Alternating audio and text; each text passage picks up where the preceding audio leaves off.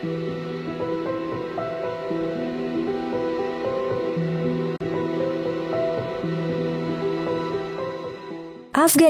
adalah negara yang hampir identik dengan ketidakstabilan, kekerasan, dan peperangan selama hampir setengah abad terakhir. Sejarah negara ini telah dilanda oleh konflik terus-menerus, baik di dalam maupun di luar yang telah menyedot semua negara adidaya di dunia.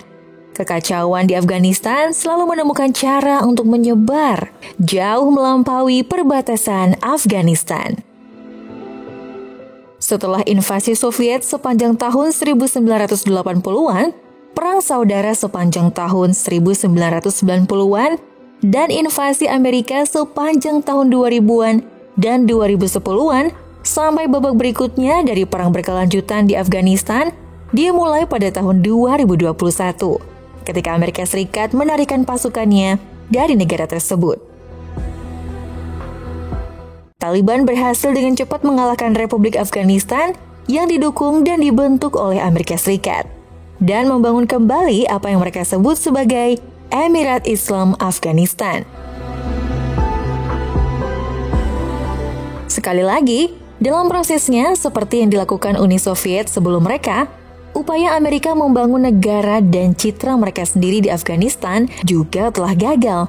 Setelah Taliban kembali berkuasa, bukan berarti bahwa perang dan konflik selama puluhan tahun di Afghanistan telah berakhir. Perang di Afghanistan yang dimulai pada akhir tahun 1970-an, penaklukan kembali negara tersebut oleh Taliban pada tahun 2021, hanyalah babak baru dalam keseluruhan cerita di masa kini dan masa depan Afghanistan yang jauh lebih besar terhadap keamanan global dibandingkan sebelumnya, dan izinkan aku untuk menjelaskan alasannya. Lalu, mengapa Afghanistan akan melawan semua negara tetangganya? Mari kita bahas lebih jauh. Taliban adalah kelompok fundamentalis yang sebagian besar bersuku Pashtun. Setelah Taliban mendapatkan kembali kekuasaan mereka, dan sebelumnya pada tahun 2021, setelah melancarkan perlawanan selama 2 dekade terakhir, mereka telah bekerja keras untuk mengkonsolidasikan posisi mereka di negara tersebut. Namun, hal ini tidak mudah bagi mereka setelah mengambil alih kekuasaan Amerika Serikat dan entitas luar lainnya. Bantuan luar negeri kepada negara yang berjumlah sekitar 8 miliar dolar Amerika Serikat per tahun dan mewakili sekitar 40% dari seluruh PDB Afghanistan akan segera dihapuskan. Ditambah lagi dengan masalah besar ini, Amerika Serikat dan Eropa memblokir lebih dari 9 miliar US dollar cadangan devisa Bank Sentral Afghanistan. Langkah tersebut diambil untuk mengantisipasi digunakannya cadangan devisa oleh kelompok militan Taliban untuk terorisme. Pemerintah Amerika Serikat segera membekukan akses ke semua aset ini setelah Taliban mengambil kembali kendali atas negara tersebut. Afghanistan semakin terkunci dari sistem transaksi keuangan dan perbankan barat. Hasilnya adalah perekonomian yang sudah miskin dan kesulitan benar-benar kacau merosot tajam. Lihat saja grafik yang menunjukkan PDB Afghanistan dari 2008 hingga 2022. Selama periode Republik Afghanistan yang didukung Amerika Serikat, hingga sekitar tahun 2012, perekonomian tumbuh cukup konsisten, seiring dengan bantuan asing sebesar puluhan miliar dolar yang mengalir ke negara tersebut untuk membantunya berkembang dan kemudian mengalami stagnasi sebentar hingga tahun 2021. Ketika Taliban mengambil alih kekuasaan dan perekonomian jatuh lebih dari 20% dalam 1 tahun, sehingga menghancurkan seluruh kemajuan ekonomi negara tersebut dalam 1 dekade terakhir. Kini, bahwa lebih dari 90% penduduk Afghanistan hidup di bawah garis kemiskinan, yang kemungkinan merupakan persentase tertinggi dibandingkan negara manapun di dunia. Dan lebih dari separuh penduduk negara tersebut masih sangat bergantung pada bantuan kemanusiaan asing hanya untuk kebutuhan dasar. Amerika Serikat menyediakan dana senilai puluhan miliar dolar pendanaan ke Republik Afghanistan selama 20 tahun. Tetapi semua itu telah berakhir setelah Taliban kembali berkuasa. Taliban perlu mencari sumber baru di luar ibu kota untuk memulai kembali perekonomian mereka, tetapi hal itu sangat sulit dilakukan. Setelah Taliban merebut kekuasaan, mereka menindas hak-hak perempuan di negara tersebut, seperti yang mereka lakukan pada tahun 1990-an. Mulai dari apa yang mereka kenakan di tempat umum, sampai apa yang mereka makan dan minum. Suara perempuan juga dianggap sebagai keburukan di depan umum. Aturan itu menyatakan, setiap kali seorang perempuan dewasa meninggalkan rumahnya untuk suatu keperluan, dia wajib menutupi suara, wajah, dan tubuhnya. Taliban tidak memperbolehkan anak-anak perempuan meninggalkan Afghanistan dengan visa pelajar. Seluruhnya menjadi tahanan rumah tanpa batas waktu dan dilarang menerima pendidikan apapun setelah melewati sekolah menengah. Taliban melarang perempuan bekerja untuk LSM di seluruh negeri. Selama kebijakan diskriminatif gender ini masih berlaku di bawah pemerintahan Taliban, Barat akan memberlakukan sanksi keuangan terhadap mereka. Dan kemampuan mereka untuk mendapatkan pengakuan internasional akan menjadi tantangan karena saat ini di akhir tahun 2024, tidak ada satupun negara luar yang pernah mengakui Taliban sebagai pemerintahan sah Afghanistan, meskipun mereka telah menjadi pemerintahan de facto di sana selama 3 tahun. Kurangnya pengakuan internasional terhadap Taliban, sanksi-sanksi buruk yang dikenakan oleh dunia luar terhadap mereka, dan batasan-batasan geografis yang buruk bagi mereka untuk berdagang sebagai negara yang terkurung daratan dan pegunungan, semuanya telah melumpuhkan perekonomian Afghanistan saat ini. Namun, itu tidak berarti bahwa Taliban tidak menemukan cara lain untuk menghasilkan uang. Setelah penarikan pasukan Amerika Serikat yang kacau dari negara itu pada tahun 2021, mereka meninggalkan peralatan militer senilai sekitar 83 miliar dolar Amerika Serikat yang hampir semuanya telah jatuh ke tangan Taliban saat ini, termasuk sekitar 208 pesawat, 2.000 kendaraan lapis baja, 600.000 senjata ringan, 32.000 granat, mortir, roket, dan bom, serta 30 juta butir amunisi. Peralatan komunikasi yang lebih canggih seperti kacamata penglihatan malam dan sistem biometrik. Amerika Serikat melalui John Kirby kembali membantah meninggalkan senjata apapun di Afghanistan selama penarikan militer Amerika dari negara itu pada tahun 2021 dan menyebut tuduhan semacam itu sebagai lelucon. Namun, Pakistan mendesak PBB agar menyelidiki bagaimana para militan yang berbasis di Afghanistan memiliki persenjataan canggih untuk melancarkan serangan di negara tersebut. Meskipun sebagian besar peralatan ini bernilai, namun masih dipertanyakan pemeliharaan dan suku cadangnya. Hal ini tetap menjadikan Taliban salah satu organisasi ekstremis yang paling bersenjata lengkap dalam sejarah manusia. Dan mereka telah mulai menyelundupkan senjata-senjata ini dalam jumlah besar ke organisasi-organisasi ekstremis lainnya di seluruh dunia sebagai sumber pendapatan baru yang besar. Sementara diketahui beberapa peralatan Amerika Serikat yang tertinggal di Afghanistan digunakan oleh kelompok non-negara seperti di Kashmir dan Hamas di jalur Gaza. Pendapatan terbesar bagi Taliban adalah dominasi absolut mereka atas bisnis opium dan heroin global. Melakukan pertanian konvensional di Afghanistan seperti menanam biji-bijian, sayur-sayuran, atau buah-buahan sangatlah menantang karena iklim negara yang kering dan kesulitan yang dialami dalam mengangkut produk segar dari pegunungan yang terkurung daratan ke pasar dunia sebelum produknya rusak.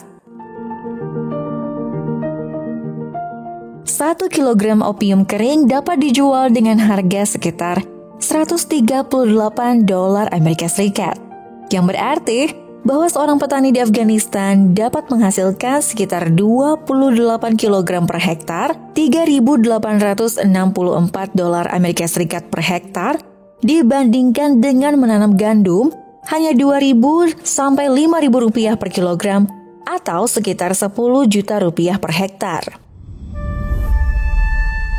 Sehingga ribuan petani Afghanistan memutuskan untuk menanam opium dan bekerja sama dengan Taliban yang menawarkan mereka perlindungan dan logistik dengan imbalan keuntungan besar. Pada tahun 2021, tepat sebelum Taliban kembali berkuasa, lebih dari 90% pasokan heroin dunia berasal dari opium yang diproduksi di Afghanistan.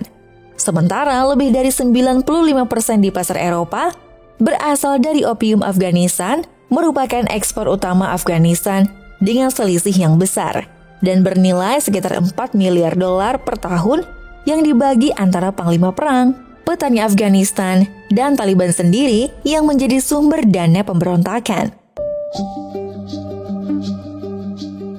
Tetapi kemudian pada bulan April 2022, tak lama setelah mengambil alih kekuasaan dan tepat ketika musim panen opium di negara tersebut dimulai, Taliban melarang penanaman opium dan secara teoritis melarang perdagangan opium dalam proses tersebut.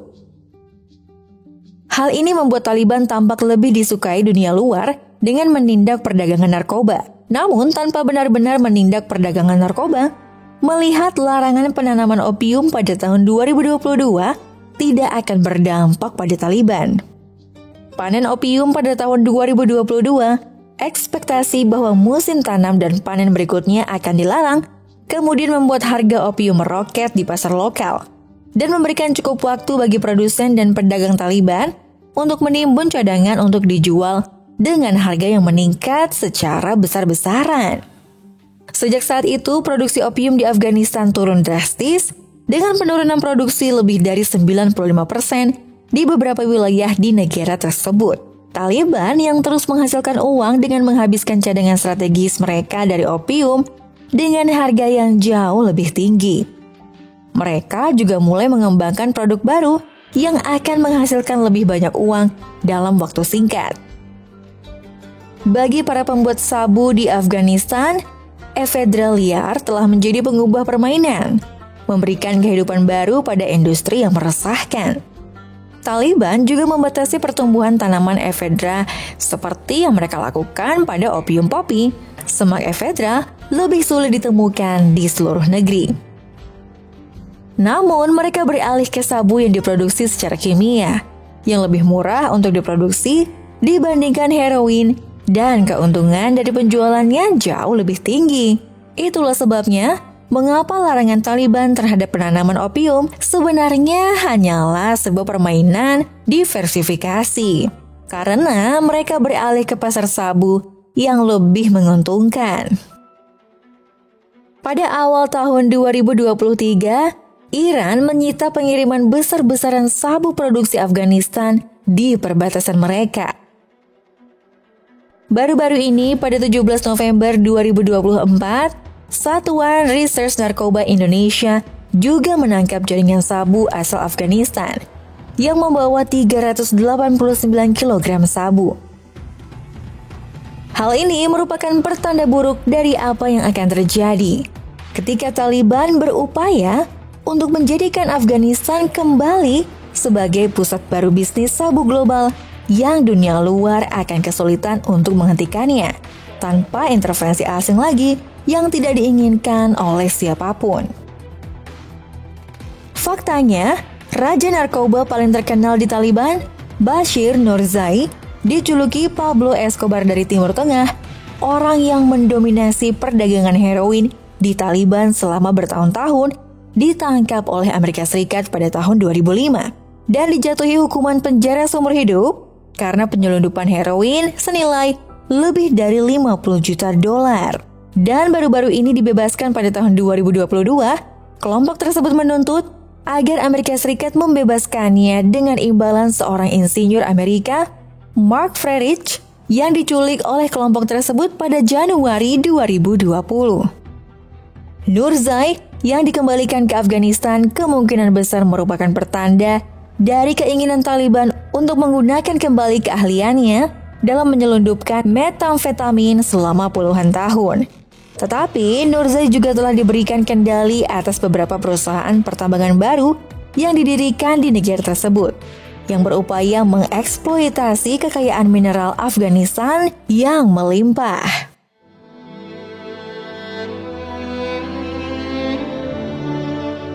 Menurut survei geologi, negara ini memiliki setidaknya 1 triliun dolar Amerika Serikat mineral dan batu permata yang belum dimanfaatkan dan dapat diperoleh kembali secara ekonomi, termasuk sejumlah besar sumber daya seperti batu bara, tembaga, besi, timah, emas, kromit, litium, seng, dan sejumlah mineral lainnya. Tetapi Afghanistan tidak benar-benar mampu secara keuangan, peralatan atau keahlian untuk mengeksploitasi sumber daya ini sendiri. Itulah sebabnya semua perusahaan pertambangan Nurzai didirikan sebagai usaha patungan dengan perusahaan Tiongkok. Karena Tiongkok telah mengincar Afghanistan sejak Amerika Serikat menarik diri dari negara tersebut.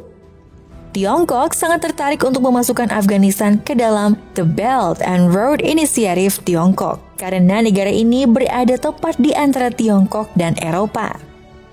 Tiongkok juga tentu saja tertarik untuk memanfaatkan kekayaan mineral Afghanistan yang sangat besar dan belum dimanfaatkan. Sementara Taliban menginginkan pengakuan internasional yang bisa mereka dapatkan dan investasi luar apapun yang mereka bisa dapatkan. Tiongkok adalah mitra potensial terdekat yang tidak terlalu banyak bertanya tentang cara Taliban memperlakukan rakyatnya sendiri. Terlebih lagi, Tiongkok juga sangat tertarik dengan Afghanistan yang tenang di bawah kendali satu kekuatan yang kuat dan bersahabat karena perbatasan Afghanistan dengan provinsi Xinjiang yang bergolak di Tiongkok, yang merupakan rumah bagi masyarakat pribumi Muslim Uyghur yang miskin dan sering menentang otoritas Tiongkok, dan di mana lebih dari 1 juta warga Xinjiang saat ini diperkirakan telah ditangkap oleh otoritas Tiongkok dan ditempatkan di kamp-kamp interniran. Di sisi Tiongkok sendiri sama sekali tidak menginginkan aliran senjata dan para ekstremis melakukan perjalanan dari Afghanistan ke Xinjiang. Sayangnya, Afghanistan masih belum stabil atau aman dalam 3 tahun sejak Taliban berkuasa. Pertikaian antar warga Afghanistan sendiri tidak pernah benar-benar berakhir. Dan ada fraksi lain yang bersaing di negara tersebut yang berupaya untuk menggulingkan Taliban dan menggantikan mereka dengan pemerintahan mereka sendiri. Kita mungkin sudah familiar dengan hal ini, mengenal mereka sebagai ISIS. Namun ciri khas ISIS yang beroperasi di Afghanistan berbeda dengan ISIS yang biasa beroperasi di Irak dan Suriah pada tahun 2011. Faksi ISIS di Afghanistan yang menamakan diri mereka ISIS Provinsi Khorasan atau disingkat ISIS-K, mereka adalah cabang gerakan ISIS yang lebih besar di Asia Tengah. Dan dengan demikian, mereka secara ideologis berkomitmen penuh terhadap perjuangan jihad global dan membentuk kekhalifahan sedunia yang akan mencakup seluruh umat Islam di dunia. Di bawah satu bendera dan satu pemimpin, ISIS-K mengambil sebagian besar Afghanistan, Iran, Turkmenistan, Uzbekistan, dan Tajikistan, membuat provinsinya sendiri untuk diperintah dan memerintah dalam negara Islam yang lebih luas di seluruh dunia. ISIS-K ingin memanfaatkan sumber daya Afghanistan dan semua senjata yang ditinggalkan oleh Amerika dan Soviet untuk melancarkan kampanye penaklukan besar-besaran di seluruh dunia. ISIS wilayah Khorasan ingin menaklukkan Tajikistan dan menyerang serta menaklukkan sebagian besar Uzbekistan, Turkmenistan, dan Iran, serta hal terbesar yang menghalangi mereka adalah Taliban yang cukup pragmatis untuk memahami bahwa melancarkan kampanye penaklukan dalam skala besar ini hampir sama dengan kembali melakukan intervensi militer besar-besaran yang akan menggulingkan Taliban dari kekuasaan dan menghancurkan semua pencapaian sejak tahun 2021. Kekuasaan Taliban di Afghanistan lebih tertarik untuk mempertahankan dan mengkonsolidasi posisi mereka di Afghanistan daripada memulai jihad global. Dan oleh karena itu, ISIS-K percaya bahwa Taliban tidak layak untuk memerintah. Dan ISIS-K telah melancarkan pemberontakan melawan Taliban, sejak saat itu memaksa Taliban untuk cepat beradaptasi dari sebelumnya. Menjadi pemberontak, sekarang melakukan operasi kontra pemberontakan melawan ISIS-K. Secara numerik, ISIS-K berada pada posisi yang sangat dirugikan. Taliban memiliki sekitar 80.000 pejuang di antara barisan mereka, dan ISIS-K mengendalikan kekuatan yang lebih kecil yang hanya berjumlah sekitar 6.000 pejuang. Tetapi ada sesuatu yang kita pelajari tentang Afghanistan dan dari sejarahnya. Kita harus selalu bersiap menghadapi hal yang tidak terduga. Setelah runtuhnya basis operasi awal ISIS di Afghanistan, Irak dan Suriah pada akhir tahun 2010-an dan kepemimpinannya bersembunyi. Banyak pejuang dan perwira mereka melarikan diri ke Afghanistan dan memperkuat barisan cabang ISIS-K lokal di sana, membawa serta keahlian mereka dari perang yang mereka lakukan di Timur Tengah. Sekarang untuk mencapai tujuan mereka, yaitu menaklukkan seluruh wilayah Khorasan. ISIS-K tahu bahwa mereka harus mulai dengan menggulingkan Taliban dari kekuasaan terlebih dahulu dan merebut kendali atas Afghanistan sendiri, dan untuk melakukan hal tersebut, mereka perlu meningkatkan jumlah kekuatan tempur mereka terlebih dahulu. Untuk menarik lebih banyak pejuang untuk mendukung perjuangan mereka adalah dengan melakukan serangan teror propaganda besar-besaran yang bertujuan untuk menjadi viral di dunia jihadisme Sunni dan berfungsi sebagai semacam iklan atau pemasaran brand mereka untuk menarik pejuang yang memiliki motivasi ideologis yang sama untuk datang dan bergabung dengan mereka di Afghanistan dari seluruh dunia. Seperti yang dilakukan ISIS di Irak dan Suriah, dengan serangan ISIS-K semakin terfokus jauh melampaui batas perbatasan Afghanistan.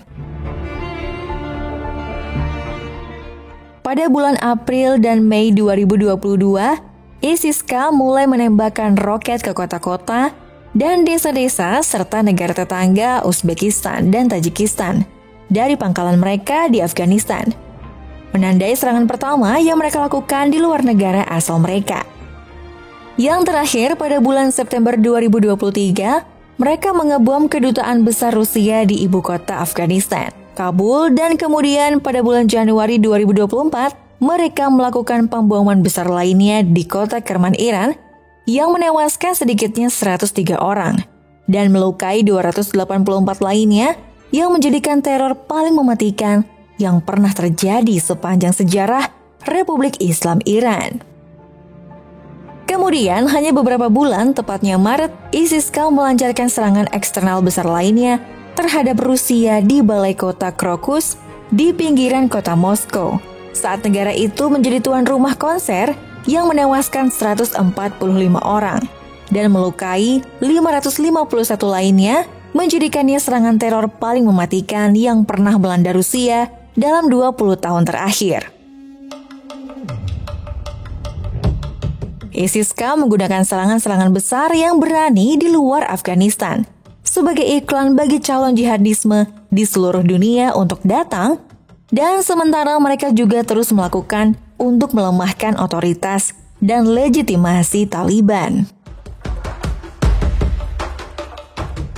Apalagi ISIS-K terus melakukan serangan besar-besaran di luar Afghanistan, seperti Iran dan Rusia. Kemungkinan akan lebih banyak lagi serangan yang akan terjadi. Hal ini semakin terlihat jelas oleh dunia bahwa Taliban sebenarnya tidak mengendalikan terorisme yang menyebar keluar dari perbatasan Afghanistan, dan negara-negara luar akan termotivasi untuk mengakui pemerintahan Taliban dan mencabut sanksi dan pembatasan perdagangan yang melemahkan. ISIS-K juga tampaknya dipicu oleh kebencian di Afghanistan terhadap komunitas etnis minoritas Muslim Sunni Tajik di Afghanistan. Kelompok tersebut bermaksud untuk menggulingkan pemerintah Pakistan, menghukum pemerintah Iran karena menjadi pelopor Syiah, dan memurnikan Afghanistan, baik dengan menyingkirkan Taliban Afghanistan sebagai gerakan jihad utama di Afghanistan maupun menghukum kelompok minoritas seperti Hazara. Afghanistan adalah negara yang sangat beragam secara etnis dengan Pashtun mayoritas sekitar 52% dari keseluruhan populasi dan Tajik sekitar 27%. Namun menurut beberapa sumber, diperkirakan ada sekitar 11-17 juta orang Tajikistan yang tinggal di Afghanistan. Lebih banyak dari negara Tajikistan yang bersebelahan dengan Taliban. Taliban didominasi oleh komunitas mayoritas Pashtun di Afghanistan. Dan Taliban seringkali dipandang sebagai perluasan kepentingan Pashtun terhadap komunitas etnis lain di Afghanistan, seperti orang Tajik. Akibatnya, ISIS-K merekrut dari semua komunitas etnis di Afghanistan. Namun tampaknya banyak merekrut dari minoritas Tajik di Afghanistan yang sering terpinggirkan, sebagaimana dibuktikan oleh fakta bahwa semua penyerang ISIS-K yang terlibat dalam serangan Iran dan Rusia pada tahun 2024 adalah Tajik. ISIS-K ingin menyatukan seluruh tanah Tajik di bawah bendera mereka sendiri, meliputi jutaan warga Tajikistan yang saat ini terpisah dan tersebar di perbatasan Tajikistan, Afghanistan, dan Uzbekistan. ISIS-K hampir pasti akan terus melakukan serangan besar-besaran terhadap orang-orang yang mereka anggap musuh di luar dan di dalam perbatasan Afghanistan untuk terus melemahkan legitimasi dan kekuasaan Taliban yang berfungsi sebagai alat rekrutmen. Mereka akan terus mengembangkan serangan-serangan ini untuk membangun kekuatan dan jumlah pasukan yang cukup untuk melawan Taliban demi menguasai masa depan Afghanistan. Dan jika mereka berhasil, maka akan membuat rezim ISIS-K yang berkuasa di Afghanistan. Memulai proses penaklukan di seluruh wilayah tersebut, termasuk ke Iran dan Asia Tengah yang lebih luas. Semua ini menempatkan Taliban pada posisi yang sulit dan tidak aman. Di satu sisi, Taliban menginginkan legitimasi pengakuan internasional dan pencabutan sanksi keuangan dan segala tujuan lainnya saat ini. Dunia luar akan lebih memilih Taliban yang kebrutalannya hanya terbatas di Afghanistan, ataukah ISIS-K yang kebrutalannya akan melampaui batas Afghanistan. Taliban berharap bisa tampil sebagai mitra yang lebih masuk akal untuk diajak bekerja sama melawan ISIS-K. Karena Taliban dengan tegas menolak masuknya pasukan asing ke wilayah Afghanistan lagi.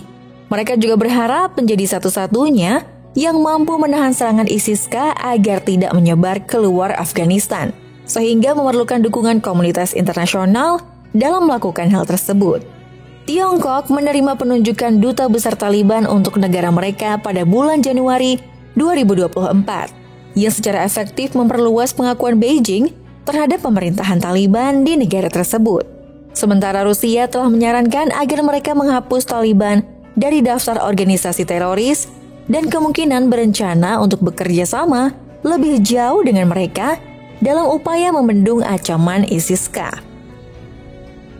Namun Taliban juga harus mengambil garis tipis antara membersihkan faksi ISIS-K dan memenuhi tuntutan internasional. Namun, jika Taliban memerangi keberadaan ISIS-K, mereka mungkin akan mendorong anggota organisasi teror lainnya di negara tersebut yang saat ini bersahabat dengan rezim Taliban, seperti Al-Qaeda, untuk membelot dan bergabung dengan ISIS-K, yang pada akhirnya dapat memperkuat barisan ISIS-K dan mengancam pemerintahan Taliban. Namun di sisi lain, jika mereka tidak memberikan tekanan yang cukup keras terhadap ISIS-K, kelompok tersebut akan terus melakukan serangan di luar Afghanistan. Mereka berisiko kehilangan harapan mereka untuk mendapatkan pengakuan internasional dan mencabut sebagian sanksi mereka atau bahkan lebih buruk lagi. Mereka berisiko kembali mendapatkan intervensi militer asing yang dapat menjatuhkan mereka dari kekuasaan dan membatalkan semua kemajuan yang telah mereka capai sejak tahun 2021 dalam upaya mengkonsolidasi diri di Afghanistan. Ini adalah keseimbangan yang sangat berbahaya yang harus mereka lakukan Dan jika mereka salah langkah, hal ini bisa merugikan mereka. Dan bahaya yang ditimbulkan oleh ambisi ISIS-K bukanlah satu-satunya potensi konflik yang akan terjadi di Afghanistan. Karena ada juga ambisi eksternal Taliban sendiri. Taliban didominasi oleh komunitas etnis Pashtun di Afghanistan. Tetapi seperti orang Tajik, Pashtun juga tidak hanya ada di Afghanistan. Ada hampir 19 juta Pashtun yang diyakini tinggal di Afghanistan. Tetapi ada lebih dari 40 juta orang yang tinggal di Pakistan. Sebagian besar terkonsentrasi di Pakistan Barat Laut di sepanjang perbatasan dengan Afghanistan. Meskipun terdapat sejumlah besar orang yang tinggal di kota-kota besar Pakistan lainnya seperti Karachi dan Islamabad. Situasi ini adalah hasil sejarah otoritas kolonial Kerajaan India Britania dan Afghanistan tahun 1893 yang dikenal sebagai Garis Duran. Garis ini sebenarnya sangatlah rumit dan kompleks, tapi aku akan coba menjelaskannya dengan sebaik mungkin secara singkat. Pada abad ke-18 dan awal abad ke-19, semua orang Pashtun bersatu di bawah satu pemerintahan Kekaisaran Durrani. Untuk mencegah ekspansi Rusia lebih lanjut ke selatan, Inggris menginvasi Afghanistan pada tahun 1839, memicu Perang Inggris-Afghanistan pertama, di mana Inggris dikalahkan oleh pasukan Pashtun. Kemudian Inggris menginvasi lagi di tahun 1878. Perang Inggris-Afghanistan kedua, kali ini Inggris berhasil dan mengangkat Abdurrahman Khan sebagai emir baru. Pada tahun 1880, penegasan kembali perjanjian Gandamak yang telah ditandatangani tahun 1879 oleh pendahulunya Yaqub Khan dan yang memberikan kendali Inggris atas kebijakan luar negeri Afghanistan dengan imbalan perlindungan dan janji untuk tidak mencampuri urusan dalam negeri Afghanistan. Inggris kemudian menarik diri dari Afghanistan. Pada tahun 1893, Sir Henry Mortimer Durrant, sebagai Menteri Luar Negeri Inggris, bernegosiasi dengan Abdurrahman. Tujuan Durrant adalah untuk membatasi lingkup pengaruh mereka masing-masing. Perjanjian Garis Durrant yang dihasilkan menggambarkan perbatasan antara Afghanistan dan India Britania. Garis Durrant sendiri ditentukan oleh Survei Gabungan Afghanistan-Inggris antara tahun 1894 dan 1896. Perbatasan baru itu membagi wilayah Pashtun menjadi dua. Meninggalnya emir pada tahun 1901 diikuti oleh kemerosotan hubungan antara Inggris dan Afghanistan.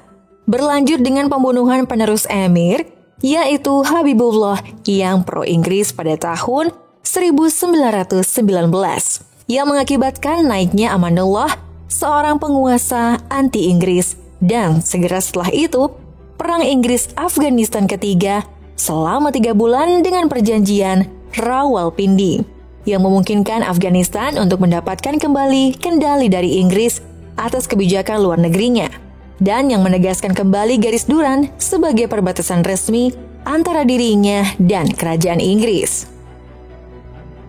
Setelah pemisahan India oleh Inggris pada tahun 1947, negara Pakistan yang baru dibentuk mewarisi perjanjian Durrant. Namun, wilayah di kedua sisi garis tersebut menjadi subjek gerakan untuk kemerdekaan Pashtun dan pembentukan negara Pashtunistan yang merdeka. Selain itu, Afghanistan menolak untuk menerima Garis Durrant dengan menyatakan perbatasan dan perjanjian batal karena telah dipaksakan oleh Inggris. Ketika negara baru Pakistan bergabung dengan Perserikatan Bangsa-Bangsa pada tahun 1947, Afghanistan adalah satu-satunya anggota PBB yang memberikan suara menentang keanggotaannya. Dengan invasi Soviet ke Afghanistan pada tahun 1979, masalah Garis Durrant menjadi hal sekunder dibandingkan konflik Perang Dingin yang lebih besar, terutama karena Pakistan bersekutu dengan Amerika. Kelompok mujahidin direkrut di Pakistan, sebagian besar dari suku Pashtun di sisi perbatasan Pakistan, untuk melawan pemerintah Soviet di Afghanistan. Pemberontakan ini berlanjut hingga Soviet mundur pada tahun 1989 dan mengakibatkan kelompok bersenjata lokal yang memainkan peran dalam Perang Saudara Afghanistan pada akhirnya dan pada gilirannya menyebabkan bangkitnya Taliban Afghanistan yang terus berupaya mengembalikan wilayah Pashtun serta Balochistan yang akan memberinya akses ke Laut Arab.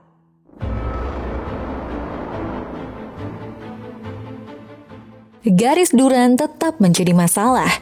Pakistan membangun pagar di perbatasan yang dimulai pada tahun 2017 sepanjang 2.640 km, setinggi 4 meter dengan biaya 500 juta dolar Amerika Serikat, menyebabkan meningkatnya permusuhan hingga hari ini.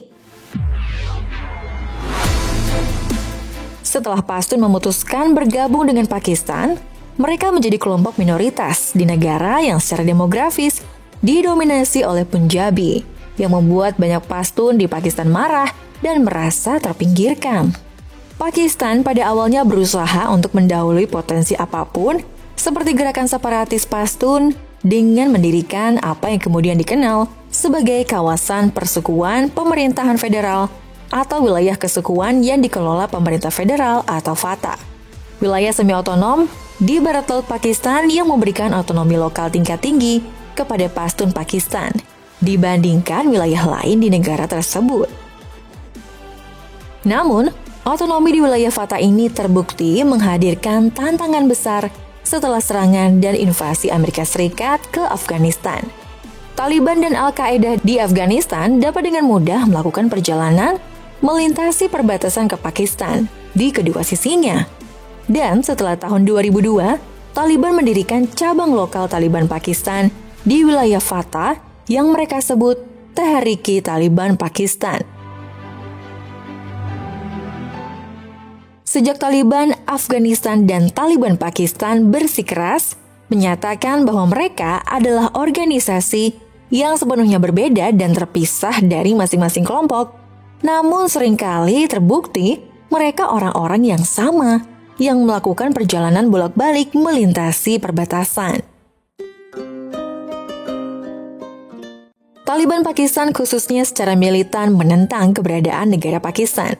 Mereka secara terbuka berusaha melancarkan pemberontakan dengan tujuan menggulingkan pemerintah Pakistan atau membentuk negara merdeka bagi puluhan juta penduduk di sebelah timur garis Duran, atau menggabungkan tanah Pashtun mereka di sini dengan Afghanistan.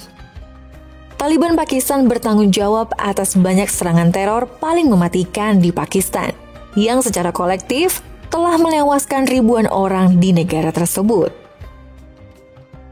Pada kenyataannya, sebelumnya Pakistan mendukung Afghanistan Taliban berperang melawan Amerika dan NATO, bahkan mendanai kebangkitan mereka. Badan Intelijen Pakistan memberikan pendanaan kepada Taliban Afghanistan dengan maksud imbalan dan mengakhiri gerakan separatis Taliban Pakistan dan melawan musuh bebuyutan mereka, yaitu India. Namun, setelah kembali berkuasa di Afghanistan, Taliban mengkhianati Pakistan. Kebalikan dari semua itu dan justru mengobarkan ketegangan dengan Pakistan. Ketika pemberontakan Taliban Pakistan di wilayah FATA semakin intensif, dan serangan di wilayah tersebut terus berlanjut yang menewaskan ribuan orang dan membuat jutaan orang mengungsi, Pakistan memutuskan untuk mencabut bekas wilayah otonomi di wilayah tersebut statusnya pada tahun 2017 dan menggabungkan FATA ke dalam provinsi Khyber Pakhtunkhwa. Hal ini membuat marah pihak Pakistan dan Afghanistan Taliban, dan mereka mendistribusikan senjata, obat-obatan, uang tunai, dan bahkan sukarelawan untuk melawan Pakistan. Dan ratusan orang terbunuh dalam prosesnya sebagai pembalasan. Dengan membangun pagar perbatasan yang sangat besar, Pakistan berharap dapat mencegah penyebaran senjata dan obat-obatan terlarang agar tidak melintasi perbatasan dari Afghanistan ke Pakistan.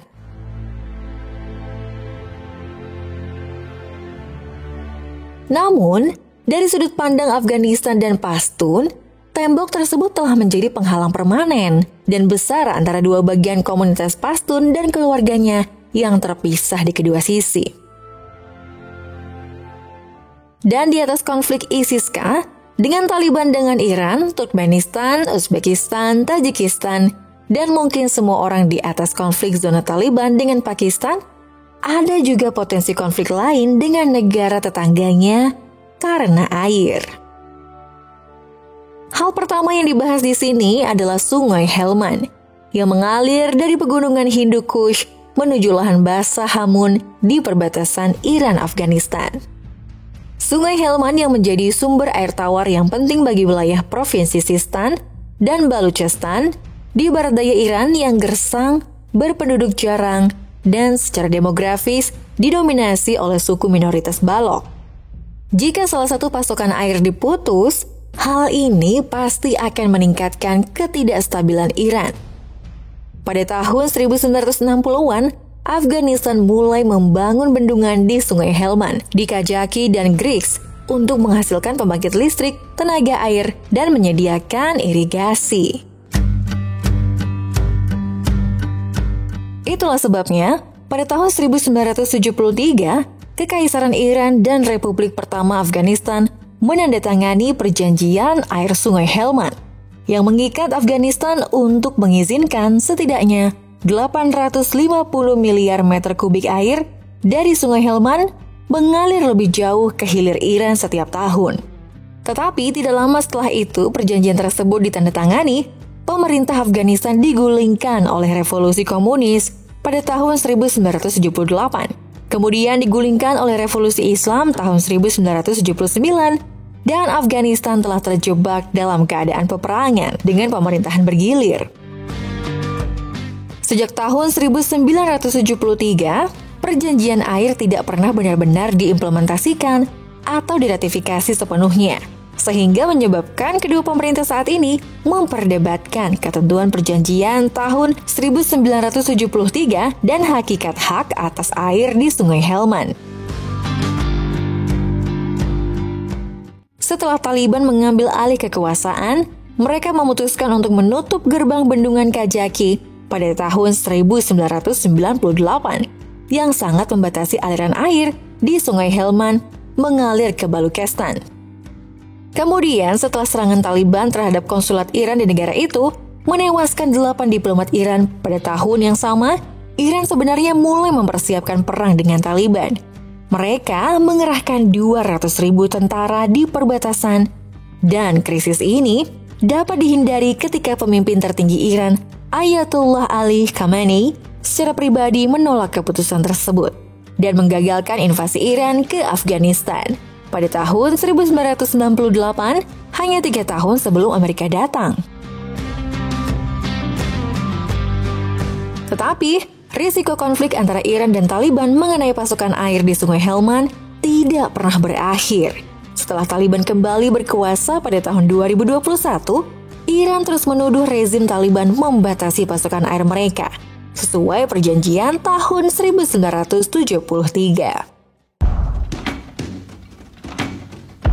Pada tahun 2022, Duta Besar Iran untuk Afghanistan bahkan mengklaim bahwa Taliban hanya mengizinkan 4% air di Sungai Helmand mengalir ke hilir Iran. Ketegangan atas air di sungai meningkat sampai bentrokan terjadi di perbatasan Iran-Afghanistan. Pada Mei 2023, pasukan Taliban dan Iran di perbatasan saling melepaskan tembakan yang mengakibatkan 2 militer Iran dan 1 pejuang Taliban terbunuh. Meskipun krisis sudah mereda, Taliban terus menahan pasokan air Sungai Helmand. Sejauh ini, masa depan sungai terkuat dan terpanjang yang mengalir melalui Afghanistan adalah Amu Darya, salah satu sumber air terbesar di Asia Tengah yang hulu sungainya dimulai di pegunungan utama Tajikistan dan Afghanistan. Amu Darya dan anak-anak sungainya membentuk perbatasan politik timur laut Afghanistan dengan Tajikistan, Uzbekistan, dan Turkmenistan, sebelum akhirnya bermuara di bekas Laut Aral yang sebagian besar kering. Selama era Soviet, insinyur Soviet mengalihkan sejumlah besar sungai Amu Darya melalui Turkmenistan dengan proyek kanal Karakum, salah satu proyek irigasi terbesar yang pernah dicapai dalam sejarah manusia.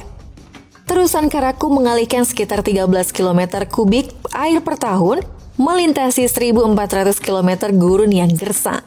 Kanal ini merupakan sumber air tawar terbesar di Turkmenistan dan menyediakan pasokan air bagi ibu kota Ashgabat, serta membuka lahan pertanian baru yang luas di gurun Turkmenistan, yang dulunya digunakan oleh pemerintah menanam kapas. Penarikan air dari sungai oleh Turkmenistan mengubah mereka menjadi salah satu produsen kapas terbesar di seluruh dunia.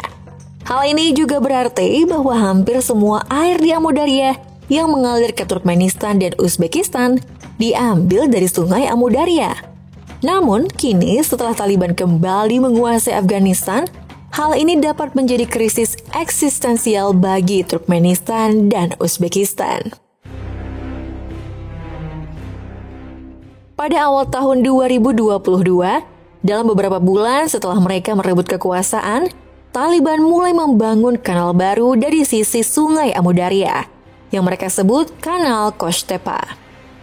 Setelah selesai, kanal tersebut akan membentang sepanjang 285 km di perbatasan Tajikistan, dan keseluruhan inisiatif berupaya mengubah 550.000 hektar gurun menjadi lahan pertanian produktif. Taliban secara terbuka menyatakan bahwa mereka ingin mengalihkan 10 km kubik air per tahun dari sungai Amudarya melalui kanal Kostepa, yang mana jumlah airnya sudah sangat besar, tetapi hampir pasti akan lebih dari itu. Turkmenistan dan Uzbekistan harus secara hati-hati mempertimbangkan respon mereka terhadap krisis ini, antara tidak melakukan apapun dan mengambil risiko ledakan ketidakstabilan internal di negara mereka sendiri, karena persediaan air mereka akan habis, atau memerangi Taliban dan berisiko meningkatkan ketidakstabilan regional di Asia Tengah yang dapat mengakibatkan perang air besar pertama di dunia modern.